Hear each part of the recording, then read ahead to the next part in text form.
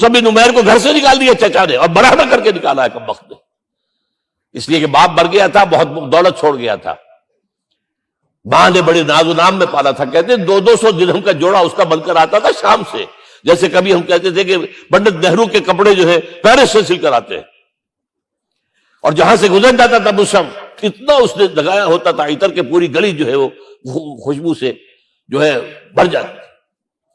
چچا نے بلایا، تم جو یہ گلچھرے کر رہے ہو اپنے باپ کی دولت پر نہ، اور تم اسے کہتے ہو کافر، نکل جاؤ گھر سے۔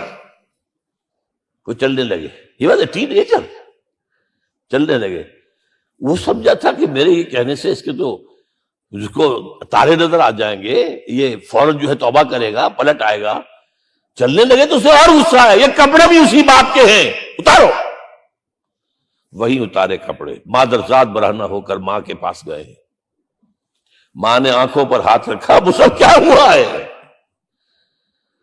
فرمایا امی میں موحد ہو گیا ہوں، یہ ہے توحید۔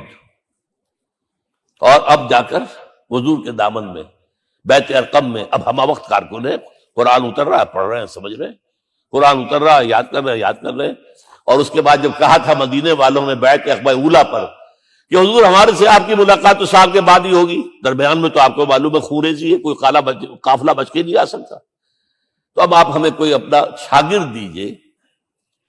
مصعب بن عمیر کو حضور نے کہا جاؤ ان کے ساتھ، وہاں ان کا نام پڑ گیا المقری، پڑھانے والا، قرآن پڑھانے والا۔ 75 آدمی اگلے سال لے کر آ گیا ہے، اور اسی سے بیعت عقبہ ثانیہ ہوئی ہے، اور ہجرت کا راستہ کھل گیا۔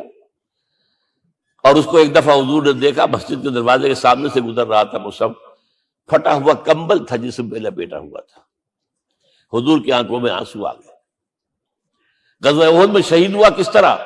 علم بردار تھا، ایک ہاتھ پر وار پڑا ہے، کٹ کے گر گیا، ایک ہاتھ سے تھاما، دوسرے پر بھی گر گیا، دونوں جو بچے ہوئے حصے تھے اس سے تھاما۔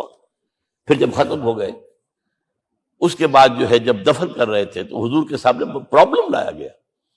مصعب کے جسم پر تو کوئی کپڑا ہی نہیں تھا سوائے ایک چادر کی، ایک دھوتی، اللہ اللہ خیر اللہ، اور شہید کا کفن ہوتا ہے اس کا اپنا لباس۔ حضور وہ اتنا چھوٹی ہے وہ چادر کہ پاؤں ڈھانپتے ہیں تو سر کھل جاتا ہے، سر ڈھانپتے ہیں تو پاؤں کھل جاتے ہیں۔